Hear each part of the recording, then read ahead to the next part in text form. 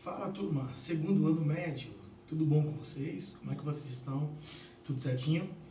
Estão preparados aí para mais uma videoaula comigo? Então vamos embora. O assunto que a gente vai ver hoje é esse aqui que está atrás de mim, né?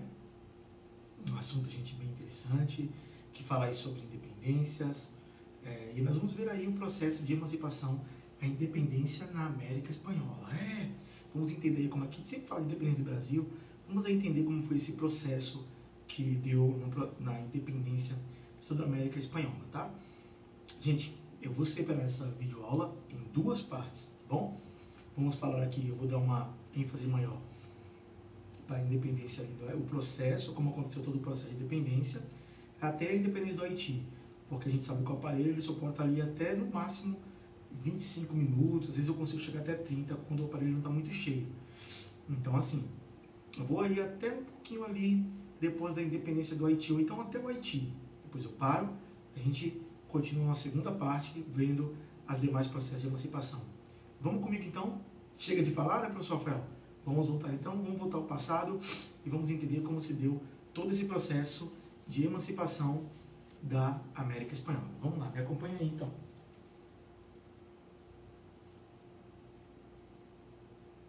Bom, gente, o primeiro ponto que eu quero explicar aqui para vocês é como foi esse processo de emancipação. Então a gente chega e traz aqui da seguinte forma. Vamos entender aqui.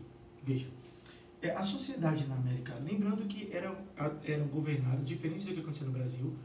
Na América Espanhola, no Brasil era dividido em capitanias hereditárias. Na América Espanhola era divididas em vice-reinos, que lá na frente eu vou mostrar para vocês. O Brasil tinha as capitanias hereditárias, aquela 15 faixas de terras. Na América Espanhola já não era assim, tá bom? Era dividido em vice-reinos.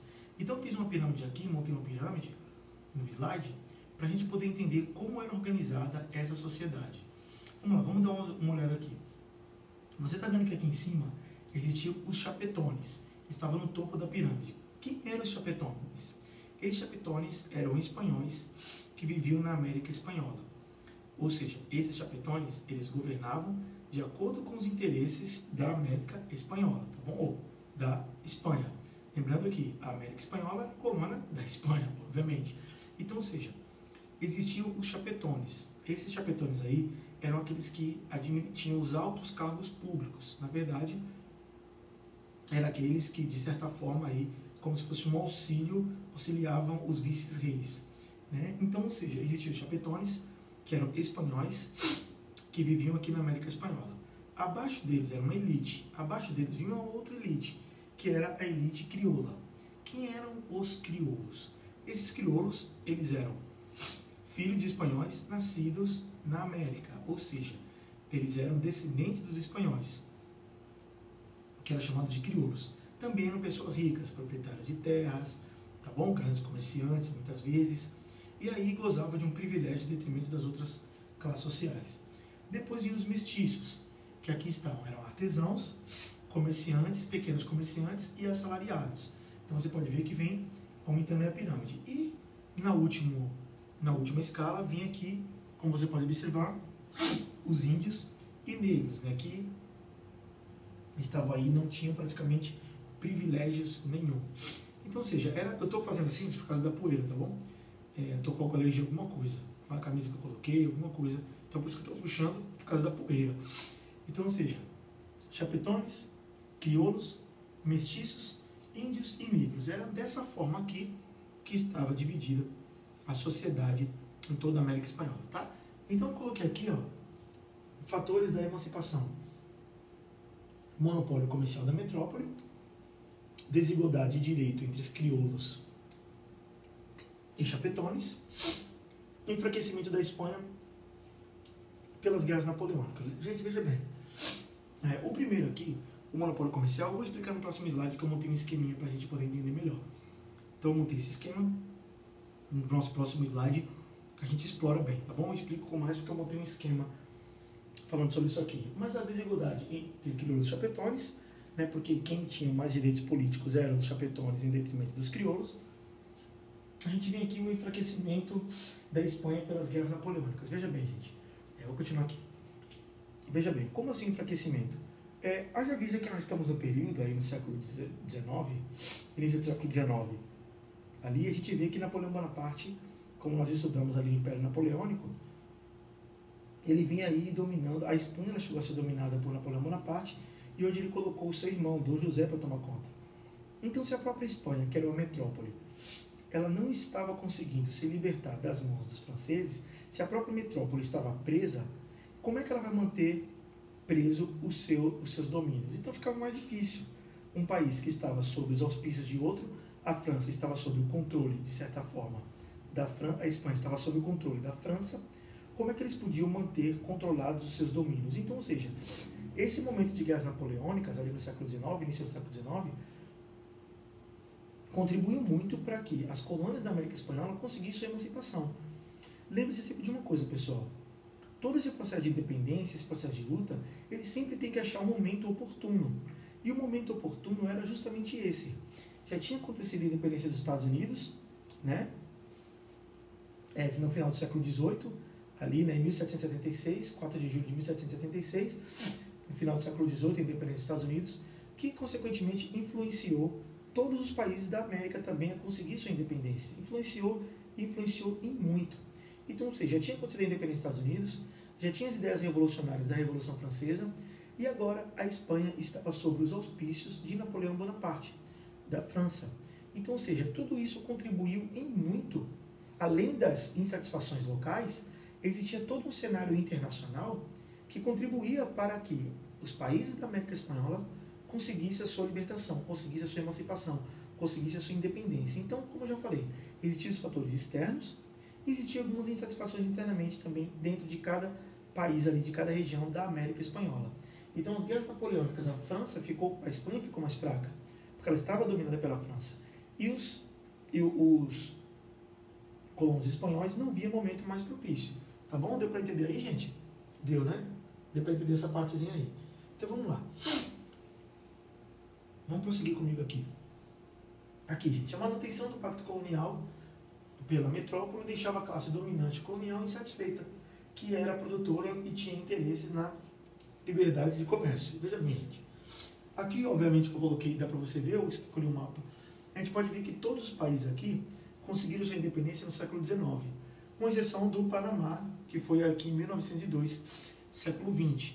Todos os países da América Espanhola, você pode ver, ó, todas elas foram no século XIX. Todas elas no século XIX. Aqui eu vou explicar isso aqui agora, de pacto colonial. Deixa eu ver aqui como tem um esqueminha bem bacana aqui pra gente. Vamos entender aqui como é que funcionava esse pacto colonial. Veja. Aqui nós temos a colônia, né, que estava presa ao pacto colonial. E aqui nós temos a metrópole, que ela estava livre do pacto colonial. Existia um pacto colonial, mas ela estava livre desse pacto. O que aconteceu é o seguinte.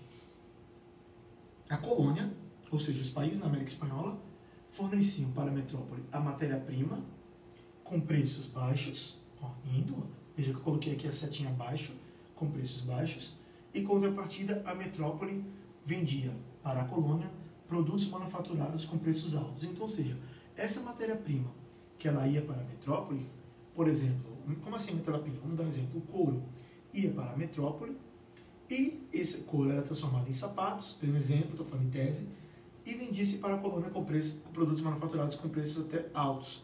E, ou seja, a colônia não podia negociar com ninguém, porque ela estava presa a esse círculo vicioso. Em contrapartida, a metrópole ela podia comercializar com quem ela quisesse, ela estava livre para comercializar com quem ela quisesse.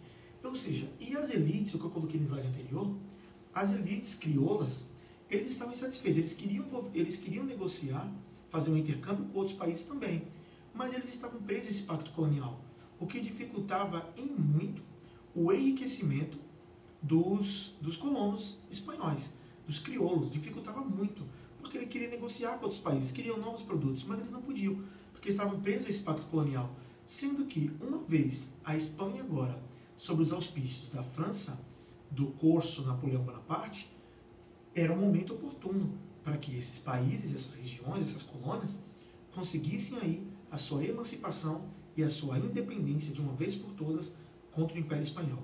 Tá bom? Deu para entender? Então vamos passar aqui no nosso próximo slide que eu preparei para vocês. Aqui, gente, eu coloquei aqui alguns fatores, né? Depois da Revolução Francesa, a coroa espanhola tentou impedir a chegada de ideias revolucionárias à América. Claro, gente, obviamente, eu vou lembrar aqui um pouco vocês. Veja bem, nós vimos que quando a Revolução Francesa ela acontece no ano de 1789, na França, nós vimos aí que a primeira fase, né, que nós já falamos que foi de 1789 a 1792, primeira fase, a fase moderada, nós vimos aí que houve um período de fugas, ou seja, padres e muitos nobres, a grande maioria de nobres, acabaram fugindo para os países vizinhos. Fugindo para os países vizinhos e influenciando, dizendo, olha, lá na França aconteceu uma revolução, tá? O rei Luís XVI agora está ali sobre a tutela de um governo revolucionário. Ele não tem mais poderes absolutistas. Nós nobres perdemos muitas forças, perdemos aí espaço. Então, ou seja, aconteceram 3 coligações. Na verdade, gente, nós vimos que a primeira e a segunda coligação, ela acontece contra a França justamente para evitar com que essas ideias elas se espalhassem para os outros países, né? Para os seus países de origem, para a Rússia, para a Prússia, para a Áustria, para a Inglaterra, até mesmo na França. Eles não queriam que essas ideias revolucionárias se espalhassem, os países vizinhos, as potências vizinhas, não queriam que essas ideias. Também não foi diferente na América Espanhola. Essas ideias francesas elas soavam como uma ameaça ao Império Espanhol, porque uma vez os colonos tendo contato com essas ideias revolucionárias que aconteceram lá na França, logo existia o risco também deles conseguirem se revoltar e se rebelar contra o Império Francês, ou contra o Império Espanhol, e conseguir a sua independência. Então, logo, o que o governo espanhol pôde fazer para que essas ideias revolucionárias da Revolução Francesa viessem para a América, eles tentaram fazer de tudo. Mas, obviamente, tentar é uma coisa, conseguir é outra diferente. Aqui, né? Em 1808, a coroa espanhola foi derrubada por Napoleão, impulsionando os movimentos de independência no continente americano. Aquilo que eu já expliquei para vocês, 1808, né? 1808 foi justamente o período em que Dom João VI ele chega no Brasil, tá bom? Primeiro desce ali em Salvador, depois vai para o Rio de Janeiro. Então, ou seja, em 1808, é só você fazer essa associação. O período em que Dom João VI acabou fugindo, né? Porque eles, eu coloquei aqui, ó, a coroa espanhola foi derrubada por Napoleão, impulsionando os movimentos de independência, ou seja, também ele acabou invadindo Portugal. Mas isso é uma outra história. Então, quando eles vêm para cá, aquilo que eu já expliquei no slide anterior, né? Aquela explicação que eu falei no slide anterior. Como a Espanha estava sob o domínio de Napoleão Bonaparte, né? A Espanha estava sob o domínio da França, de Napoleão Bonaparte, e contribuiu muito para que as colônias aproveitassem esse momento para poder fazer o seu processo de independência. É claro, gente, que a independência não acontece no estalar de dedos, né? Mas, poxa, teve países que só conseguiram lá na frente, 1814, 1820. Sim, gente, porque é um processo de independência. Por exemplo, no Brasil, a independência ela não foi exclusivamente, o fato foi 7 de setembro de 1822. Ali foi o fato. Mas a independência do Brasil ela já começa desde o período joanino, desde 1808, quando a família real veio para o Brasil. Foi de 1800, o processo de independência do Brasil, ele inicia-se em 1808 e vai até 1822. Aqui também não foi diferente, não. Ele começa ali a partir do início do século XIX, com as guerras napoleônicas. Então, as autoridades coloniais não reconheceram o governo francês. Os vice-reis se fortaleceram na América. Então, ou seja, como a gente supõe-se que se a Espanha está dominada pela França, logo o Império Francês, o Império Espanhol, as colônias espanholas, teoricamente teria que passar para a França. Mas esses vice-reis, eles não aceitavam de forma nenhuma o governo francês, tá bom? Eles não reconheciam o governo francês, não se submeteram ao governo francês.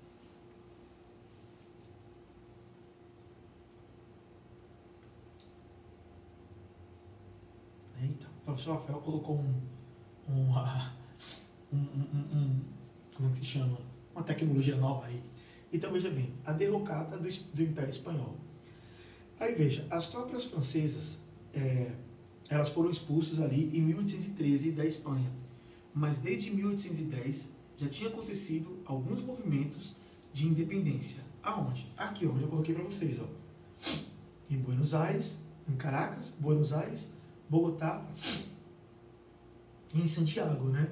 Então, ou seja, já tinha acontecido esses movimentos de independência. Embora as tropas francesas elas foram expulsas em 1813, mas desde 1810 já estava acontecendo movimentos de independência para se livrar das mãos do Império Espanhol, tá bem? Então, ou seja, veja que começa aí.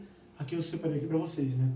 O vice-reino de Nova Granada, vice-reino do Peru e o vice-reino do Prata, tá bom? Da Bacia do Prata. Pronto, gente. O Haiti. Pessoal, esse processo aqui de independência do Haiti, a gente pode falar aqui que o Haiti, a independência do Haiti, ela foi bem diferente de todos os outros processos de independência que aconteceram na América. Diferente do processo de independência do Brasil, diferente do México, diferente do Chile, da Argentina, dos Estados Unidos. Aqui, gente, categoricamente, no Haiti, foi de fato uma independência das classes pobres. Lembrando-se que no Haiti, gente, que passou a ser uma colônia francesa, se chamava São Domingos, depois com a independência, né, a República do Haiti passou a ser o nome nativo de Haiti, esse processo de independência ele foi diferente de todos os outros, porque foi o único processo de independência que foi feito pelo povão. Ah, mas Cuba, professor, Cuba teve ajuda dos Estados Unidos para se livrar da Espanha. Tá bom? Já no final do século XIX, bem no final do século XIX, teve ajuda dos Estados Unidos, e de acordo com os interesses dos Estados Unidos, que nós vamos ver isso lá na frente. Então veja, do Haiti foi totalmente diferente de todos os outros. Aqui, de fato, nós vamos ver, vamos voltar um pouquinho no tempo. Revolução Francesa. Claro, uma revolução de caráter burguesa. Nós vimos aqui na primeira fase da Revolução, o cidadão nem sequer podia votar. O voto ele era censitário, não era sufrágio, na primeira fase. Então a gente vê que foi uma revolução burguesa. A Revolução da Inglaterra, nós vamos ver que a Revolução da Inglaterra, né, as revoluções inglesas, ela foi de caráter burguesa, parlamentar e liberal. Ou seja, burguesa, porque foi a classe burguesa que fez, parlamentar, porque era o grupo do parlamento, e liberal, porque foi baseado no liberalismo. Quando a gente vê nos Estados Unidos, também não foi diferente, né? Porque nos Estados Unidos não foi o povo que foi para o poder, foi aquele grupo de burgueses, né, que estavam insatisfeitos com as taxações dos ingleses, com a lei do chá, a lei do selo, a lei do açúcar, as leis intoleráveis, enfim. Então eram as elites que fizeram. No Brasil, nós vimos que o Brasil foi o único país da América que, quando conseguiu independer, todos os países da América, todos eles, fizeram a independência, acabaram com a escravidão e acabaram com a monarquia. O Brasil foi o único país que manteve a monarquia e manteve a escravidão. Até certo ponto, porque no México ainda teve um período de 2 a 3 anos ali de império, né, com Agustín Iturbide, no México, mas depois foi proclamada a república. E no Paraguai também era uma república ainda escravista, só que uma quantidade de escravos bem menores do que no Brasil. Voltando para o Haiti foi um processo de independência, gente, de fato, do povão, de fato, dos pobres, tá bom? 80% do trabalho no Haiti era trabalho escravo. E, ou seja, inclusive até no Brasil existia medo do que tinha acontecido no Haiti, existia um receio aqui no Brasil, que é exemplo do que aconteceu no Haiti, uma revolta de escravos e de ex-escravos, acontecesse aqui no Brasil também. Então eles já estudavam, né? O próprio José Bonifácio estudava novas formas para ver esse processo de acabar com a escravidão. Não por pena dos escravos, mas com pena, com medo da ameaça da elite branca. Então a independência no Haiti foi uma exceção à regra. Foi uma independência realmente de ex-escravos, uma independência, uma revolução de fato do povão. Tá bem? Então quando a gente vem para cá, a colônia francesa, né, do Haiti, São Domingos, correspondia a 2/3 do comércio de sua metrópole. Era um dos principais mercados para o tráfico negreiro. Sua economia era sustentada pela exploração de escravos dedicados à produção de açúcar, café, anil e algodão, sendo que o açúcar era o carro-chefe do Haiti. Tá bom? Então ele tinha 80% do trabalho escravo, e a gente vê aí que era o principal polo de escravos da França. A gente observa aqui que eles trabalhavam no algodão, no anil, mas o cargo-chefe do Haiti era exatamente o açúcar, tá bem? Então, vamos lá. Olha aí, mais um efeito do professor Rafael, que ele colocou aí. São Domingos, que corresponde ao atual Haiti, era uma colônia francesa nas Antilhas. Economia dependente do plantation, de cana-de-açúcar, como eu já falei aí anteriormente para vocês. Caracterizava-se pelo uso do trabalho escravo africano, 80% da população. Então, ou seja, você veja aí a grande quantidade de escravos que tinha ali. Era uma grande quantidade de escravos. Ali, gente, na verdade, no Haiti, era um barril de pólvoras. Tá bem? Era um barril de pólvoras. Existiam as elites brancas, que olhavam os brancos libertos com certo desdém, que esses brancos libertos, desculpa, é a elite branca, que olhava o branco pobre com certo desdém. Esse branco pobre, também, posteriormente, esse preconceito que sofria dos brancos ricos, acabava também tratando os mestiços com muito preconceito, que em contrapartida, esses mestiços também olhavam os negros com muito preconceito. Então, ou seja, eram leis desiguais, né, para desiguais, de uma forma pejorativa, dizendo. Então, ali era um barril de pólvoras, no Haiti era difícil se entender o que de fato estava acontecendo. O que de fato acontecia ali era uma minoria dominando toda uma maioria, né, de negros escravizados e alguns libertos também, que se submetiam a isso. Então eles teriam que saber a importância ali deles para a economia da colônia francesa. Aqui, gente, eu não falei exatamente tudo com detalhes, mas aí teve, por exemplo, Napoleão Bonaparte mandou tropas que acabaram perdendo, a Espanha mandou tropas também que acabaram perdendo contra os haitianos. Também, então, todo o que foi possível aconteceu. E lembre-se, essa revolta, ela não era olhada, ela não era observada pelos países vizinhos com bons olhos, porque foi uma independência feita por negros, pelo povo, tá certo, gente? E as independências aqui foi feita pelas elites. Por isso que aconteceu no final o chamado caudilismo, que nós vamos ver no final da videoaula, tá? Não desce da outra porque não vai dar tempo. Tá bom, pessoal? Vamos lá. Aqui a gente vê a Revolução. Então, a Revolução iniciou-se em 1791, uma rebelião nas plantações de engenho, foram destruídos e houve milhares de mortos, ou seja, os escravos aí, né, tomaram força, tomaram fôlego e acabaram aí queimando uma grande quantidade aí nas plantações, principalmente de engenho de açúcar, né? Aí aconteceu ali milhares de pessoas acabaram morrendo, tá? Vamos lá então, que é informativo. Aqui eu montei um esquema aqui para vocês, para a gente poder entender, tá bom? Aqui já mais um esqueminha para vocês se basearem aí e não se perderem no processo de independência do Haiti. Então vamos lá, veja bem. Em 1791, influenciados pelo Iluminismo e pela Revolução Francesa, negros de São Domingos iniciaram o movimento de emancipação, ou seja, de independência, sob a liderança de Toussaint Louverture. Então, tinha uma liderança aí, esse Toussaint Louverture, onde ele havia sido aí estudado aí na França, tá bom, gente? Ele tinha estudado na França, era negro também, estudado na França, tinha uma como é que se chama, uma compreensão muito boa na questão da educação, tá bem? Porque os demais não tinham acesso à educação, porque não podia nem ter escolas, né, para os negros no Haiti. Então o acesso à informação era muito difícil para eles. Mas Toussaint Louverture, ele já tinha esse conhecimento, tá bom? Então, ou seja, em 1801, São Domingos tornou província autônoma da França, e em 1903, Louverture acabou sendo preso e levado à França, tá bom? Então, ou seja, ela começa a independência no ano de 1791, dá-se início à emancipação, depois passa aí por uma outra parte, né?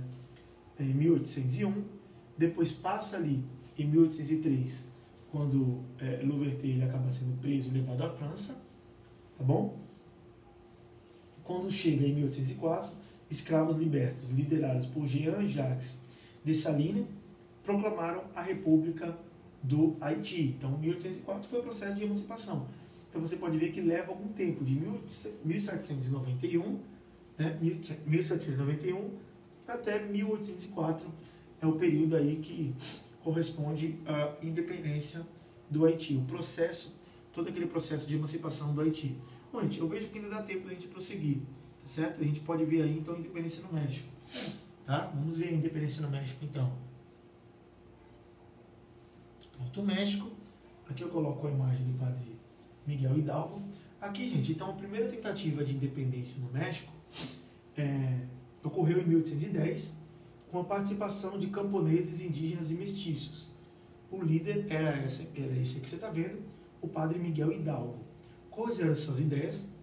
Ele pretendia libertar os indígenas, combater a elite crioula e expulsar os chapetones. Ou seja, gente, aqui foi uma tentativa do padre Miguel Hidalgo de fazer o processo de emancipação do México. Você pode ver que ele junta aí a maioria da população, mas essa maioria da população era de mestiços, escravos, camponeses, indígenas. Até porque, gente, veja bem, no México, o processo de escravidão ali, ele não utilizou muito a escravidão negra, não. Eles utilizavam mais os indígenas, os nativos como escravos, né? Lembra aquela questão da mita e da encomenda? Era utilizado muito mais a mão de obra de fazer os nativos de escravos.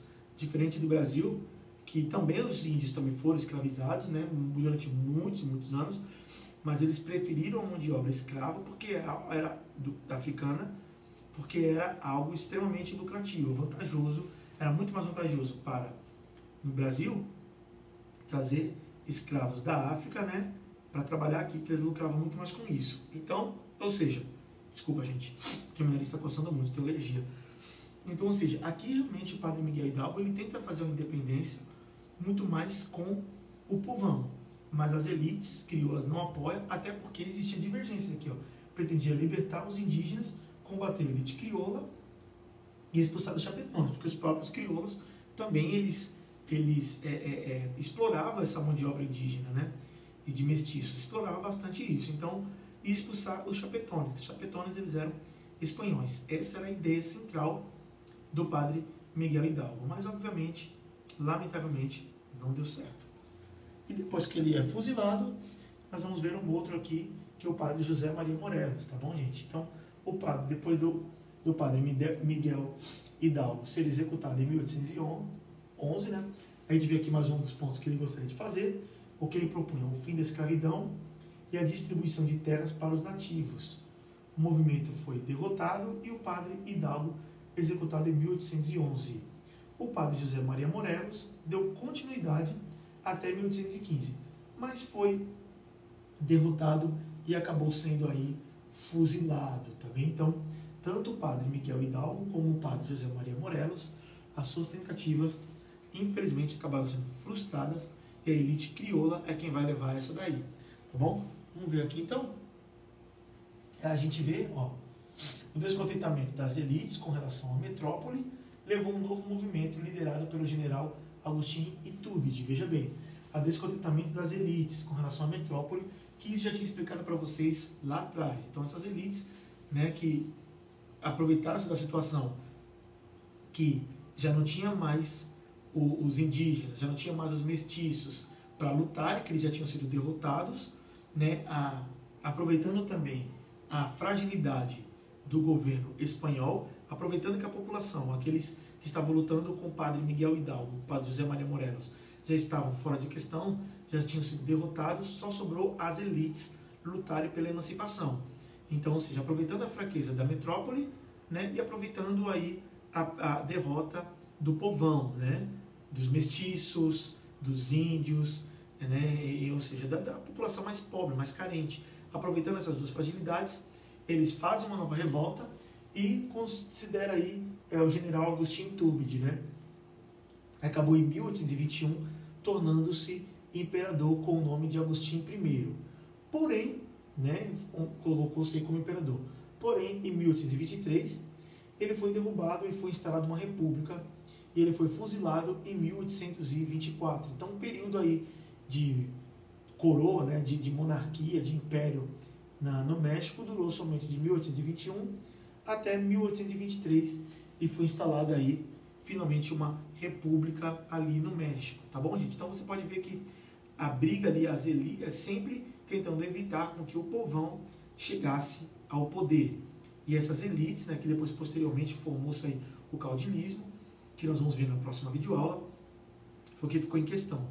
Gente, meu tempo acabou? Acabou. Gente, veja bem, a nossa videoaula vai ficando por aqui. Espero que vocês tenham entendido, espero que vocês tenham gostado e até a nossa próxima videoaula. Tá bom, pessoal? Tô doido para a gente poder se ver novamente, mas enquanto isso, você fica aí na sua casa, na sua telinha, e muito obrigado por me deixar entrar na sua casa, tá bom? Ou pela televisão, né, ligando aí no computador, ou pelo iPad, ou um notebook, ou um celular. Então, nossa videoaula vai ficando por aqui, e eu vejo vocês na nossa próxima videoaula, na próxima semana. Um grande beijo para vocês, fique com Deus, e até a próxima. Não perca. Tchau!